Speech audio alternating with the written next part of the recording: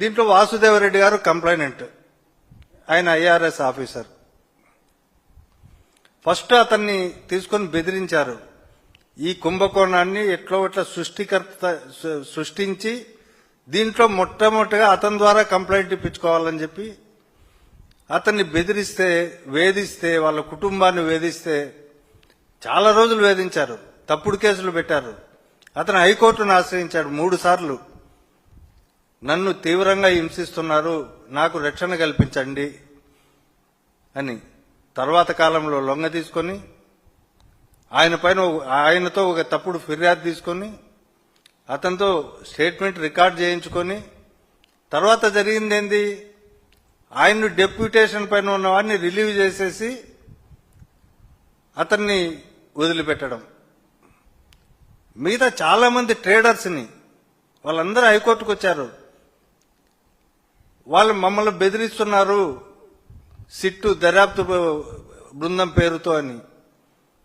తర్వాత వయసు మళ్లిన వాళ్ళు, సంబంధం లేని వాళ్ళు, వాళ్ళ తల్లిదండ్రులు తీసుకొస్తే అప్పుడు కూడా వాళ్ళు హైకోర్టును ఆశ్రయిస్తే వాళ్ళ ఇండ్లకు పోయి, వృద్ధాప్యరీత్యా వాళ్ళు ఉన్నారు కాబట్టి వాళ్ళ ఇండ్లకు పోయి కావాలంటే మీరు నోటీసులు ఇచ్చి ఎంక్వైరీ చేసుకోండి అని చెప్పిన పరిస్థితి. తర్వాత చెవిరెడ్డి భాస్కర్ రెడ్డి గారిని అరెస్టు చేసిన సందర్భంలో అంతకుముందు చెవిరెడ్డి గారి గన్మెన్లుగా ఉన్న 2 వ్యక్తుల్లో ఒకతను గిరి అనుకుంటా, అతన్ని తీవ్ర వేధింపులకు గురి చేసి అతనితో కన్ఫెషన్ స్టేట్మెంట్ రికార్డు చేయించుకొని అతనికి ప్రమోషన్ ఇచ్చి ఇంక్రిమెంట్లు పెంచి అతన్ని వదిలిపెట్టడం జరిగింది. ఎందుకంటే సిట్టు దర్యాప్తులో వాళ్ళు చెప్పినట్టు చేసినందుకు. ఇంకో గన్మెన్ మదన్ రెడ్డి అనే అతను లొంగల, చాలా బెదిరించారు. లొంగకపోతే నా ఆత్మ సాక్షిగా మాత్రమే, నేను నా ఉద్యోగం పోయినా పర్వాలే, నేను నా ఆత్మసాక్షిగా మాత్రమే నేను చెప్తాను అని చెప్పి అతను చెప్పడం. అదేవిధంగా అతను హైకోర్టును ఆశ్రయించి ఒక న్యాయవాది సమక్షంలో ఇది నన్ను విచారించమని చెప్పి కోర్టును రిక్వెస్ట్ చేస్తే కోర్టు ఆ మేరకు ఆదేశాలు ఇవ్వడం జరిగింది. 306 పేజీల ఛార్జ్షీట్లో కట్టుకథలు తప్ప ఏమీ లేవు. ఒత్తిడితో బెదిరింపులతో తీసుకున్న వాంగ్మూలాలు మాత్రమే అందులో ఉన్నాయి. అదేవిధంగా 3.58 లక్షల జీబీ డేటా నాశనం చేసిన వైకాపా మద్యం ముఠా అని ఈనాడులో ప్రముఖంగా రాసినారు. అది దాంట్లో ఆ డేటా 375 కోట్ల పేజీలతో సమానం అంట. ఇవన్నీ అయినప్పటికీ, ఇన్ని సాక్ష్యాలు చెరిపేసినప్పటికీ సిట్టు వాళ్ళు అద్భుతాలు క్రియేట్ చేసి వాటన్నిటినీ రికవరీ చేసి ఈ ఛార్జ్షీట్ ఫైల్ చేసినట్టు చెప్పుకున్నారు. తర్వాత దీంట్లో ఇంకోటి ఏంటంటే, ఒక పార్టీ వైఎస్ఆర్ కాంగ్రెస్ పార్టీ రాజకీయ నాయకులు అంటే పార్టీ వాళ్ళలో ఉండే నాయకులందరూ కూర్చున్న సమావేశాలు, అధికారులకు రాజకీయ నాయకులకు మధ్య జరిగిన సంభాషణలు, రాజకీయ నాయకులకు వారి వ్యక్తిగత సిబ్బందికి మధ్య జరిగిన మాటలు, వీటన్నిటినీ ప్రధానమైన సాక్ష్యాలుగా చూపించే ప్రయత్నం చేసినారు. అంటే వీళ్ళు మాట్లాడితే ఇదంతా ఒక కుట్రకోణం, అదొక పెద్ద స్కామ్ లాగా చూపించే ప్రయత్నం చేశారు. ఇప్పుడు ఇదే సూత్రాన్ని ఇప్పుడు చంద్రబాబు గారు కానీ, లేకపోతే లోకేష్ కానీ, లేకపోతే వాళ్ళ సిబ్బందికి కానీ, అలాగే అధికారులతో వాళ్ళు జరిపిన సమావేశాలు కానీ, వాళ్ళ కాల్స్ కానీ, ఇలాంటివన్నీ పెట్టుకొని ఎలాంటి కుట్ర సిద్ధాంతానైనా అమలు చేసే అవకాశాన్ని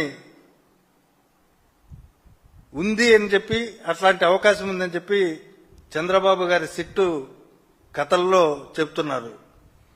తర్వాత ఫస్ట్ తొలుత అరెస్ట్ అయిన కేసులో రాజకేశిరెడ్డి ప్రధాన నిందితుడు.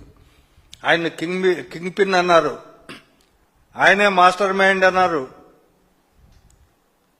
ఆ తర్వాత అరెస్ట్ అయిన ఒక్కొక్కరిని కూడా ఎవరిని అరెస్ట్ చేస్తే అతను కింగ్ పిన్, అతను మాస్టర్ మైండ్, అతనిది ప్రముఖం. చివరికి మిథున్ రెడ్డి గారిని అరెస్ట్ చేసే వరకు అతనిది మాస్టర్ మైండ్. అంటే ఏదో దీని అర్థం ఏంటంటే ఎవరిని అరెస్ట్ చేయాలనుకుంటున్నారో వారి మీద ఒక కథ అల్లి, వారిపై వారి వ్యక్తిగత జీవితంపై కథ అల్లి, వారి పరువు ప్రతిష్టలను దెబ్బతీసి తర్వాత వారికి మాస్టర్ మైండ్ అని ముద్ర వేసి విష ప్రచారాలు చేసి తప్పుడు అరెస్టులు చేయడం. ధనుంజయ రెడ్డి గారు కానీ, లేకపోతే విజయసాయి రెడ్డి గారు కానీ, లేకపోతే మిథున్ రెడ్డి గారు కానీ, వివిధ హోదాల్లో అతను రాజ్యసభలో ఫ్లోర్ లీడర్గా ఉంటే మిథున్ రెడ్డి ఫ్లోర్ లీడర్గా పార్లమెంట్లో ఉన్నారు. వాళ్లకు విశాలమైన సంబంధాలు ఉంటాయి. వాళ్ళకు ఫోన్ కాల్స్ చేస్తే ఆ ఫోన్ కాల్ ఆధారంగా వాళ్ళను ముద్దాయిలుగా చేర్చడం అనేది మనం ఎక్కడైనా చూసినామా?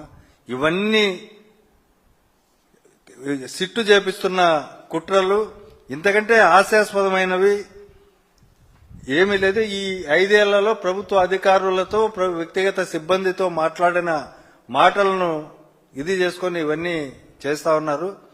అదేవిధంగా విచిత్రంగా ఏంటంటే దాదాపు 5 అపార్ట్మెంట్లో డబ్బులు దాచినట్లు, వీళ్ళకి అవన్నీ తెలిసినట్టు ఆ డెన్లు ఉంటే అవి స్వాధీనం చేసుకొని సీజర్ చేసి ఉంటే ఎస్ నిజమే ఈ కేసులో సీజర్ చేసినారు, దీంట్లో స్కామ్ జరిగిందని చెప్పేవాళ్ళు. ఇప్పుడు అట్లా అన్ని అనుకుంటే లోకేష్ గారు వాళ్ళ ఫ్రెండ్స్, లేకపోతే స్టార్టప్ కంపెనీలు పెట్టేవాళ్ళు, వ్యాపారస్తులు, తర్వాత ఏవైనా వ్యాపారాలు చేసే వాళ్ళందరూ కూడా వాళ్ళ కాల్ డేటా ఆధారంగా వీళ్ళంతా స్కాములు చేసినారని మనం ఆరోపిస్తే అది నిజమవుతుంది అనేది ప్రధానంగా గమనించాలా. అంటే బిగ్ బాస్ ఎవరంటే నేను చెప్తా, బిగ్ బాస్ చంద్రబాబు గారు బిగ్ బాస్. 2014 నుంచి 19 వరకు జరిగిన కుంభకోణాల్లో నువ్వు నిందితునిగా ఉన్నావు, బెయిల్ పైన ఉన్నావు, నీకు ఈ కుట్రలన్నీ తెలుసు, నువ్వు అవినీతికి పాల్పడ్డావు. నీ హయాంలో దాదాపు 25,000 కోట్ల రూపాయల కుంభకోణం, మద్యం కుంభకోణం జరిగింది. ఇంకా నువ్వు విచారణను ఎదుర్కోవాల్సి ఉంది. నువ్వు బిగ్ బాస్ అని మేము చెప్తాం. అసలు ఎన్టీఆర్కు వెన్నుపోటు పచ్చి అప్పుడు వచ్చిన సారా డబ్బులతోనే నువ్వు ఆ ఎమ్మెల్యేలు కొనుగోలు చేసి కాకుండా 2014 నుంచి 19 వరకు అనేక కేసులు, రాజధాని భూములు, ఇసుక, ring road alignment, skill scam, assignment lands, fibre net, ఇలా అనేక పేపర్ పాల్గొన్న ఫైనాన్షియర్లలో కుంభకోణం జరిగింది. ఫైనాన్షియర్లలో కుంభకోణం జరిగింది. అదేవిధంగా చిట్ ఫండ్స్ లో కుంభకోణం జరిగింది. కాబట్టి ఈనాడుతో పాటు నీ బినామీగా ఉన్నటువంటి పత్రిక ఏదైతే రాస్తుందో వాటిల్లో నీవు కూడా భాగస్వామి. కాబట్టి నువ్వే బిగ్ బాస్ అని వైఎస్ఆర్సీపీ లీగల్ సెల్ తరఫున స్పష్టంగా చెప్తున్నాం. ఈ అక్రమ కేసు పెట్టి వైఎస్ఆర్సీపీ నాయకులను ఎక్కువ సార్లు, ఎన్ని రోజులు ఎక్కువైతే అన్ని రోజులు జైల్లో పెట్టాలనే కుట్రతో ఉన్నారు. ఎందుకంటే దీంట్లో ఇప్పటి వరకు 12 మందిని అరెస్ట్ చేశారు. 12 మందిని అరెస్ట్ చేస్తే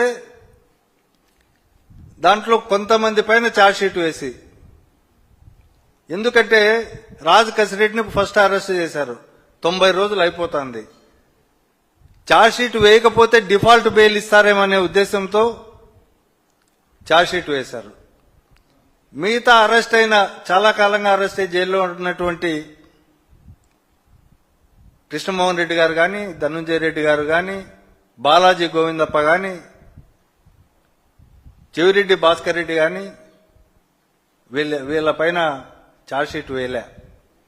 ఈవెన్ అరెస్ట్ కాని వాళ్ళ పైన కూడా ఛార్జ్షీట్లు వేశారు. కానీ ఉద్దేశపూర్వకంగా వీళ్లను ఛార్జ్షీట్లు ఎందుకు వేయలేదంటే 90 రోజుల వరకు మాకు టైం ఉంది కదా, అంతవరకు వీళ్ళు బెయిల్ వేసినా దర్యాప్తు ఇంకా పూర్తి కాలేదు వీళ్ళపైన చెప్పుకోవచ్చు కదా అనే కుట్ర కోణంతో ఎంత ఎక్కువ కాలం వీలైతే వీళ్ళని అంతకాలం నిర్బంధించాలనే ఉద్దేశంతో మాత్రమే ఇవన్నీ చేస్తున్నది వాస్తవం. కాబట్టి ఈ ఛార్జ్షీట్ ద్వారా వాళ్ళకు వనగూడిన ప్రయోజనం ఏం లేదు, అన్ని దీంట్లో కట్టుకథలే. మళ్ళీ దీని తర్వాత ఇంకొక సప్లిమెంటరీ ఛార్జ్షీట్, ఇంకో సప్లిమెంటరీ ఛార్జ్షీట్, ఇట్లా ఒక్కొక్కరిని అరెస్టు చేస్తూ ఛార్జ్షీట్లు వేయాలనేది వాళ్ళ ప్రధానమైన ప్లాన్ గా కనిపిస్తుంది. వీళ్ళ కుట్రలకు, కుతంత్రాలకు, లేకపోతే వీళ్ళ అరెస్టులకు, వీటన్నిటికీ వైఎస్ఆర్ కాంగ్రెస్ పార్టీ భయపడదు. అదేవిధంగా వీళ్ళ కుట్రలను ఛేదిస్తూనే వీళ్ళు చేసే అక్రమాలపైన నిత్యం ప్రశ్నిస్తూనే ఉంటుంది ఈ పార్టీ అని చెప్పి ముఖ్యంగా ఈ ప్రభుత్వాన్ని, కూటమి ప్రభుత్వాన్ని హెచ్చరిస్తున్నాం.